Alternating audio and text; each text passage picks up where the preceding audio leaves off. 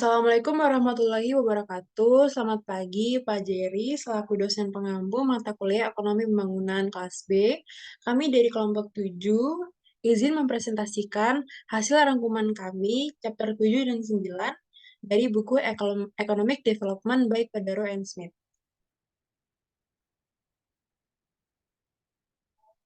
Sebelumnya, izinkan kami memperkenalkan diri. Dimulai dari saya, Akila Gantari dengan NIM akhir 081.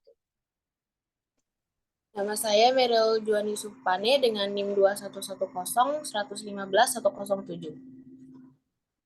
Nama saya Syahmur Rahman Anizomi dengan NIM akhir 110. Dimulai dari chapter 7, Urbanization and Rural Urban Migration Theory and Policy. Yaitu dengan 7.1 Urbanization, Trends and Living Condition, 7.2 The Role of Cities, 7.3 Understanding Urban Giants, Causes and Consequences, 7.4 The Urban Informal Sector, 7.5 Migration and Development, 7.6 Power and Economic Theory of Rural Urban Migration, 7.7 Conclusion of Comprehensive Urbanization, Migration and Employment. 7.1 Urbanization Trends and Living Condition. Tingkat urbanisasi meningkat setiap kali pertumbuhan penduduk perkotaan melebihi pertumbuhan penduduk pedesaan. Secara umum, semakin maju suatu negara diukur dengan pendapatan per kapita. Semakin besar proporsi penduduk yang tinggal di daerah perkotaan, sebagian besar pertumbuhan perkotaan akan terjadi di negara berkembang, menantang kemampuan mereka untuk menyesuaikan diri dengan perubahan struktural yang cepat. Ukuran populasi perkotaan yang tepat tidak pasti. 7.2 The Role of Cities. Apa yang menjelaskan hubungan kuat antara urbanisasi dan pembangunan? Sebagaimana dicatat oleh Walter Isard, ekonomi aglomerasi ini datang dalam dua bentuk. Yang pertama, yaitu ekonomi urbanisasi adalah efek yang terkait dengan pertumbuhan umum wilayah geografis yang terkonsentrasi. Dan yang kedua, ekonomi lokalisasi adalah efek yang ditangkap oleh sektor ekonomi tertentu, seperti keuangan atau mobil, saat mereka tumbuh di suatu area.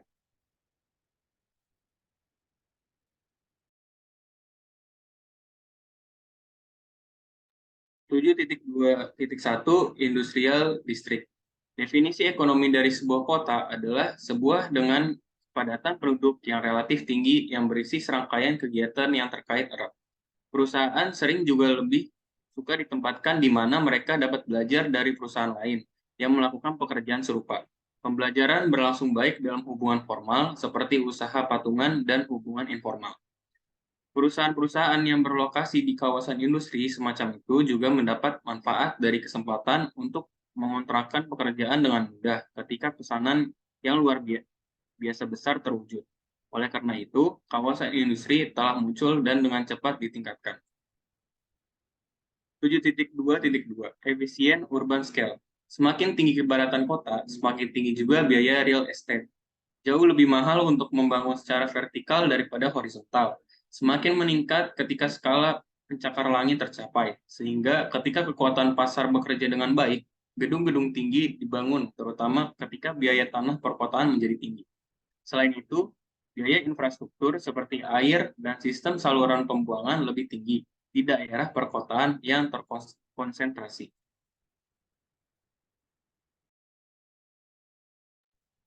Selanjutnya, ada 7.3 yaitu Understanding Urban Giants, Causes and Consequences. Dalam istilah ekonomi, ekonomi aglomerasi kota adalah eksternalitas yang harus diinternalisasi atau pasar akan gagal. Di Eropa, sektor penduduk memainkan peran yang jauh lebih besar dalam mengkoordinasikan kota-kota baru dan pembangunan besar. Di negara berkembang, pemerintah kurang terlibat dalam penyebaran kegiatan ekonomi ke ukuran yang lebih mudah dikelola, atau jika mereka terlibat, seringkali kurang efektif. Misalnya, pemerintah mungkin berusaha untuk membubarkan industri tanpa memperhatikan sifat ekonomi aglomerasi, memberikan insentif untuk penyebaran tetapi tidak memperhatikan pengelompokan industri yang relevan bersama-sama masalah, seperti yang terlihat di kawasan industri di Pakistan. Selanjutnya ada 7.3.1 First City Bias. Suatu bentuk bias perkotaan yang sering menyebabkan distorsi yang cukup besar dapat disebut bias kota pertama. Kota terbesar atau pertama, atau yang biasa disebut tempat pertama di negara itu menerima bagian yang tidak proporsional dari investasi publik dan insentif untuk investasi swasta dalam kaitannya dengan kota besar kedua di negara itu dan kota-kota kecil lainnya. Akibatnya, kota pertama menerima sebagian besar populasi dan kegiatan ekonomi secara tidak proporsional dan tidak efisien. Ada 7.3.2 The Political Economy of Urban Giants. Untuk tetap berkuasa dan mencegah pemberontakan dan kudeta rakyat, yang umumnya dianggap paling mengancam ketika diluncurkan dari ibu kota, pemerintah memiliki insentif untuk membeli populasi kota besar. Ketersediaan peluang yang lebih baik, apakah setara dengan ketersediaan atau pekerjaan, upah, infrastruktur, dan layanan pemerintah lainnya yang terkonsentrasi di ibu kota banyak negara berkembang saat ini. Lalu selanjutnya ada 7.4, yaitu the urban informal sector. Nah, sektor informal ini didefinisikan sebagai bagian dari ekonomi perkotaan di negara-negara berkembang yang dicirikan oleh perusahaan kecil, kompetitif, individu atau keluarga, perdagangan dan jasa eceran kecil-kecilan, metode padat karya, bebas masuk dan harga faktor, dan produk yang ditentukan pasar. Sektor informal dicirikan oleh sejumlah besar kegiatan produksi dan jasa skala kecil yang dimiliki secara individu atau keluarga dan menggunakan teknologi padat karya yang sederhana. Mereka cenderung beroperasi seperti perusahaan persaingan monopolistik. Biasanya, pekerja mandiri di sektor ini memiliki pendidikan formal yang kurang, umumnya tidak terampil, dan tidak memiliki akses ke modal keuangan. Akibatnya, produktivitas dan pendapatan pekerja di sektor informal cenderung lebih rendah daripada di sektor formal. Banyak pekerja yang memasuki sektor ini adalah pendatang baru dari daerah pedesaan, tidak dapat menemukan pekerjaan di sektor formal. Motivasi mereka seringkali untuk mendapatkan penghasilan yang cukup untuk bertahan hidup, mengandalkan sumber daya asli mereka sendiri untuk menciptakan pekerjaan. Lalu ada 7.4.1 Policies for the Urban Informal Sector. Nah, sektor informal terkait dengan sektor pedesaan dalam hal ini memungkinkan kelebihan tenaga kerja untuk melepaskan diri dari kemiskinan dan setengah pengangguran pedesaan yang ekstrim, meskipun dalam kondisi hidup dan kerja dan untuk pendapatan yang seringkali tidak jauh lebih baik.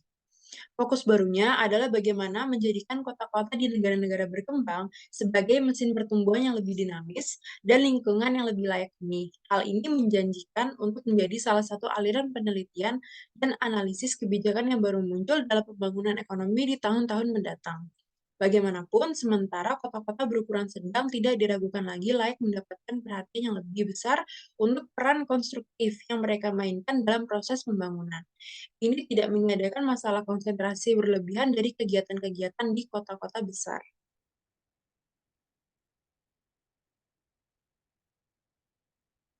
Lalu masih tetap di 7.4.1, pemerintah harus memfasilitasi pelatihan di bidang-bidang yang paling bermanfaat bagi perekonomian perkotaan. Dengan cara ini, pemerintah dapat berperan dalam membentuk sektor informal sehingga mengandung kegiatan produksi dan jasa yang memberikan nilai terbesar bagi masyarakat. Secara khusus, langkah-langkah tersebut dapat mempromosikan kegiatan hukum dan mencegah kegiatan ilegal dengan memberikan keterampilan yang tepat dan insentif lainnya. Minimnya modal menjadi kendala utama kegiatan di sektor informal. Lalu ada 7.4.2 Women in the Informal Sector. Di beberapa wilayah di dunia, perempuan mendominasi di antaranya migran pedesaan, perkotaan, dan bahkan mungkin merupakan mayoritas penduduk perkotaan. Meskipun secara historis, banyak dari wanita ini hanya menemani pasangannya mereka bekerja di kota-kota tersebut. Peningkatan jumlah migran perempuan lajang juga berkontribusi pada meningkatnya proporsi rumah tangga perkotaan yang dikepalai oleh perempuan, yang cenderung lebih miskin, mengalami kendala sumber daya yang lebih ketat, dan mempertahankan tingkat kesuburan yang relatif tinggi. Karena anggota rumah tangga yang dikepalai perempuan umumnya terbatas pada produktivitas rendah, pekerjaan di sektor informal dan mengalami beban ketergantungan yang lebih tinggi, mereka lebih mungkin menjadi miskin dan kurang gizi, dan kecil kemungkinannya untuk memperoleh pendidikan formal, perawatan kesehatan, atau air bersih dan sanitasi. perlu memastikan bahwa perempuan mendapat manfaat dari program-program pembangunan akan mensyaratkan bahwa keadaan khusus perempuan dipertimbangkan dalam suatu kebijakan. Legalisasi dan promosi ekonomi kegiatan sektor informal, di mana mayoritas tenaga kerja perempuan perkotaan dikerjakan, dapat sangat meningkatkan fleksibilitas keuangan perempuan dan produktivitas usaha mereka.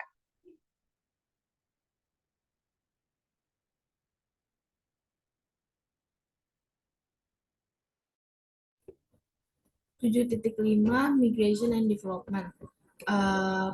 Terdapat 4 poin dari chapter 7.5 ini. Yang pertama, migrasi itu memberikan dampak ketidakseimbangan struktural desa kota atau meliputi supply dan demand. Mengapa adanya migrasi ini justru memberikan ketidakseimbangan pada struktural desa kota? Nah, hal ini itu terjadi karena upaya migrasi itu dapat mampu memperburuk ketidakseimbangan struktural yang terjadi pada sisi supply atau pasokan dan demand atau permintaan. Nah, pada sisi supply sendiri, migrasi itu tidak mampu secara proporsional untuk meningkatkan tingkat pertumbuhan pencari kerja perkotaan terhadap pertumbuhan penduduk. Nah, hal ini juga berlangsung karena tingginya proporsi kaum muda yang terdidik dalam sistem migran. Nah, untuk sisi demand sendiri, penciptaan lapangan pekerjaan di perkotaan itu dianggap lebih sulit untuk diperoleh dibandingkan dengan penciptaan lapangan pekerjaan di desa. Hal ini sendiri juga terjadi karena kebutuhan input sumber daya yang dianggap cukup substansial untuk sebagian pekerja sektor di industri. Lalu yang kedua itu ada pertumbuhan dan pembangunan serta arah kebijakan yang mempengaruhi pendapatan real masyarakat, desa, dan kota. Ada dampak langsung dan dampak tidak langsung. Nah, untuk dampak langsung atau istilahnya itu efek jangka panjang, itu meliputi kebijakan upah, pendapatan, serta program promosi pekerjaan masyarakat. Nah, untuk dampak tidak langsungnya ini atau efek jangka panjang itu dapat meliputi pengaturan lahan, kebijakan harga komoditas, alokasi kredit. Nah, alokasi kredit ini juga dapat meliputi sistem perpajakan, promosi ekspor, substitusi impor, dan kebijakan komersial. Nah, nggak itu juga proses pembangunan dan pertumbuhan ekonomi itu terimplikasi oleh migrasi. Hal ini dibuktikan oleh dampak migrasi itu sendiri, yang mana dampak migrasi ini terhadap proses pembangunan sifatnya itu lebih luas daripada masalah pengangguran. Nah, untuk faktanya sendiri, fenomena migrasi ini sebagian besar belum bisa dirasakan oleh beberapa negara berkembang, sehingga alokasi sektoral sumber daya manusia itu juga belum bisa dapat signifikan berpengaruh baik pada pertumbuhan dan pembangunan ekonomi di beberapa negara. Nah, selain itu juga dengan ketersediaan sumber daya manusia yang capable dan memiliki skills yang unggul, maka migrasi yang terjadi bagi para pencari kerja dengan kualitas unggul terhadap pembangunan dan pertumbuhan ekonomi itu juga akan berkembang dengan lebih baik dan dengan lebih cepat. Lalu yang terakhir ini adalah jenis migrasi yang berbeda memiliki pengaruh yang berbeda juga pada proses pembangunan ekonomi. Next.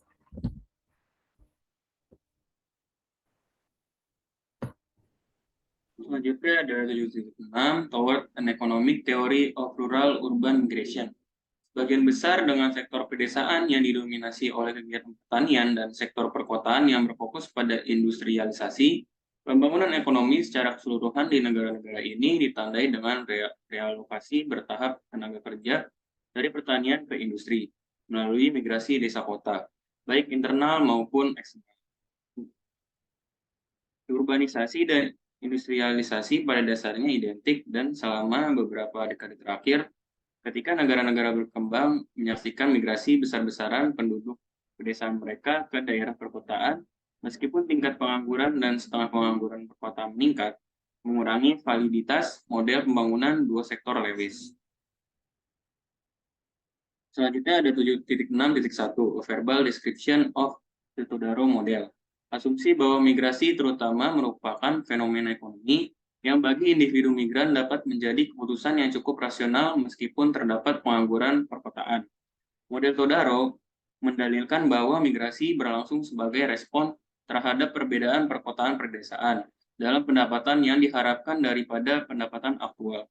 Teori ini mengasumsikan bahwa anggota angkatan kerja, baik aktual maupun potensial, membandingkan pendapatan yang diharapkan untuk jangka waktu tertentu di sektor perkotaan dengan pendapatan pedesaan rata-rata yang berlaku dan bermigrasi jika yang pertama melebihi pendapatan yang terakhir.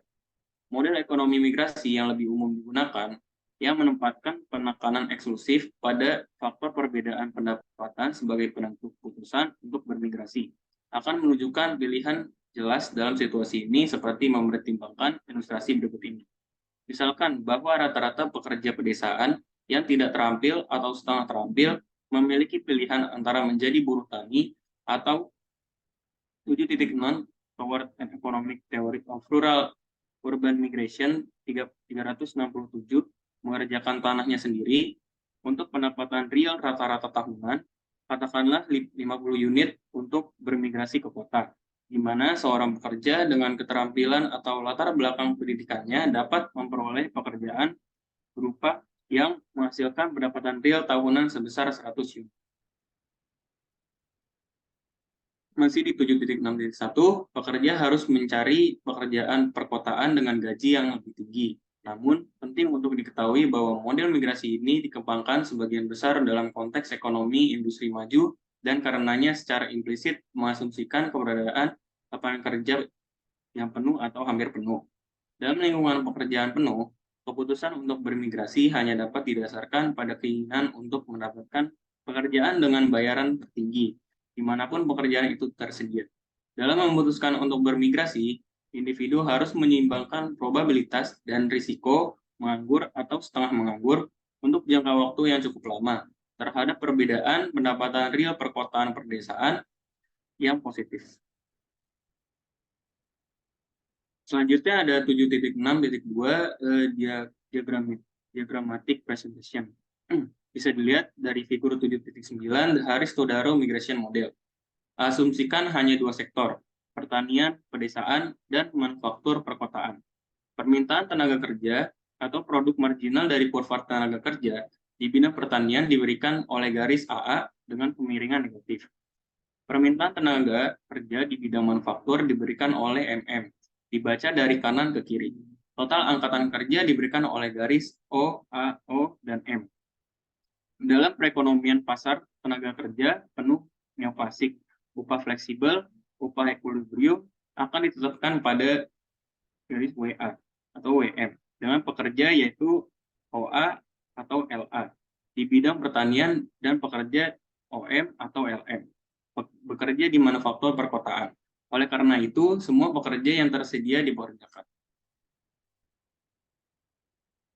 Jika peluang atau probabilitas mereka untuk mengamankan salah satu dari pekerjaan yang disukai ini dinyatakan dengan rasio pekerjaan di manufaktur LM terhadap total kumpulan tenaga kerja perkotaan LUS, maka pernyataannya adalah WA sama dengan LM dibagi LUS dalam kurung W dan M.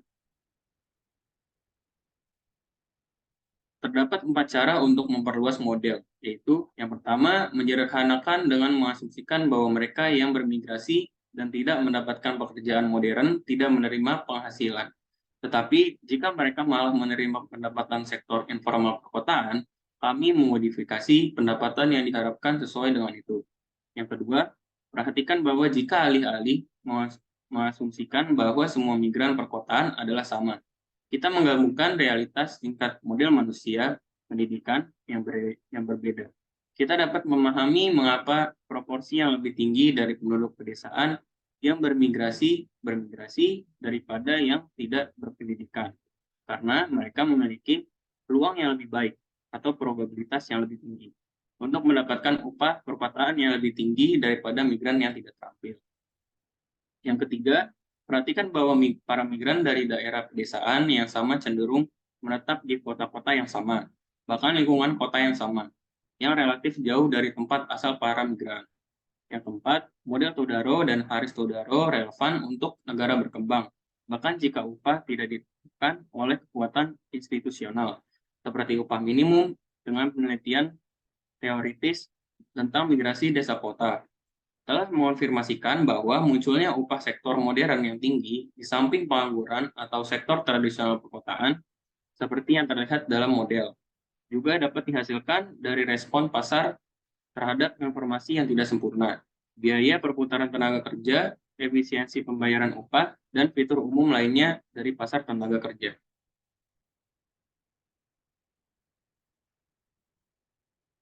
Selanjutnya ada 7.6.3 policy implication.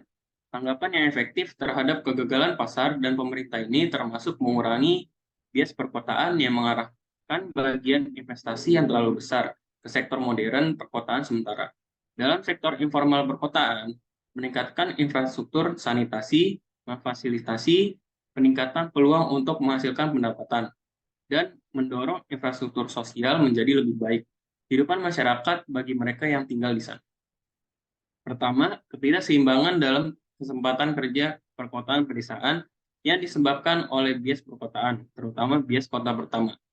Dari strategi pembangunan harus dikurangi, karena migran dianggap menanggapi perbedaan pendapatan yang diharapkan. Sangat penting bahwa ketidakseimbangan antara peluang ekonomi di sektor pedesaan dan perkotaan diminimalkan. Ketika tingkat upah perkotaan naik lebih cepat daripada rata-rata pendapatan pedesaan, mereka merangsang migrasi desa kota lebih lanjut meskipun tingkat pengangguran perkotaan meningkat.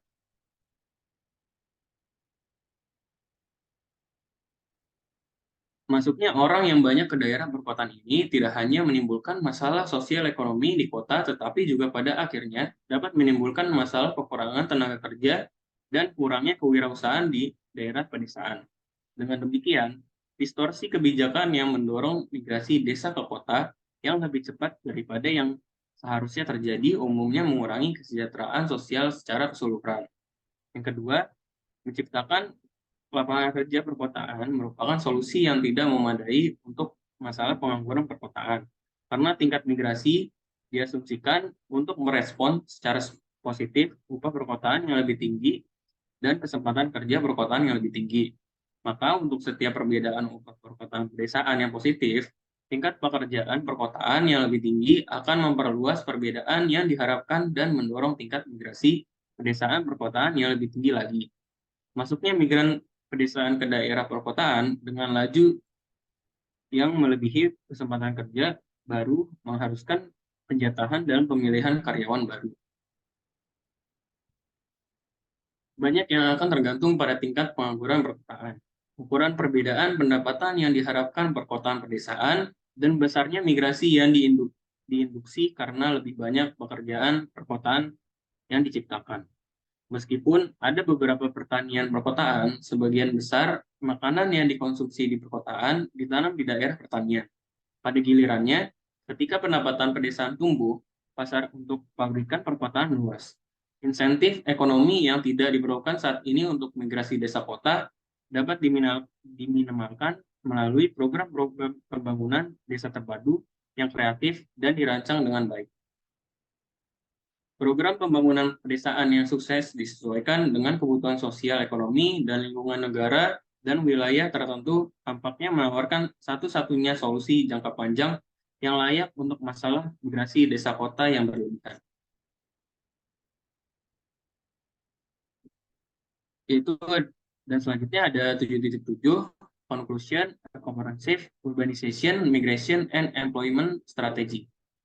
Pola permukiman perkotaan cenderung sangat persisten, sehingga kualitas perencanaan sekarang untuk transformasi besar ini akan berdampak pada beberapa dekade mendatang. Berdasarkan tren jangka panjang, perbandingan dengan negara maju, dan insentif individu yang masih kuat, urbanisasi yang terus berlanjut dan migrasi desa kota mungkin tidak dapat dihindari. Tujuan utama dari kegiatan ini harus dalam pembangunan terpadu sektor pedesaan, penyebaran kesempatan kerja non-pertanian pedesaan, peningkatan akses kredit, pelatihan pertanian yang lebih baik, reorientasi investasi sosial ke daerah pedesaan, peningkatan infrastruktur pedesaan, dan mengatasi kekurangan lembaga-lembaga pedesaan yang keberadaannya berdampak pada peningkatan biaya penundaan migrasi keluar. Perluasan industri skala kecil padat karya. Ketika penduduk pedesaan yang miskin terus bermigrasi ke daerah perkotaan, ada fenomena yang disebut urbanisasi kemiskinan global yang berkembang. Bahkan jika lebih dari separuh orang miskin akan ditemukan di daerah pedesaan selama beberapa dekade mendatang. Martin Ravalion, Sampoa Chen, dan Prem Samrawula menyimpulkan, dengan mendorong pertumbuhan ekonomi, urbanisasi membantu mengurangi kemiskinan absolut secara agregat, tetapi tidak banyak membantu kemiskinan perkotaan. Bagi penduduk miskin di komunitas kumuh, diperlukan perlindungan dasar. Warga negara ini dapat sangat membutuhkan jaring pengaman dasar, apalagi perbaikan dalam kebijakan permusuhan aktif yang telah berlaku di banyak negara dan wilayah berkembang dengan menolak hak milik dan bentuk diskriminasi lainnya. Perubahan kebijakan besar dapat menyelesaikan perbaikan besar dalam kondisi kehidupan di daerah kumuh.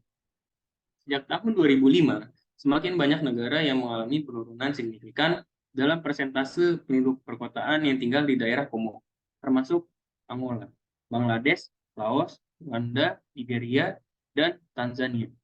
Bagian penting dari solusinya adalah membangun pedesaan yang lebih efektif, dari akses yang lebih baik ke irigasi berkelanjutan hingga kelembagaan pedesaan yang lebih baik. Kami kembali ke topik pembangunan pedesaan di bab 9 dan lingkungan dan pembangunan di bab 10. Kami menyimpulkan dengan mencatat bahwa sementara mangsa penduduk perkotaan yang jauh lebih baik tidak dapat dihindari, tempo dan pola urbanisasi akan menjadi penentu utama apakah tujuan yang lebih dalam akan tercapai, pembangunan ekonomi tercapai.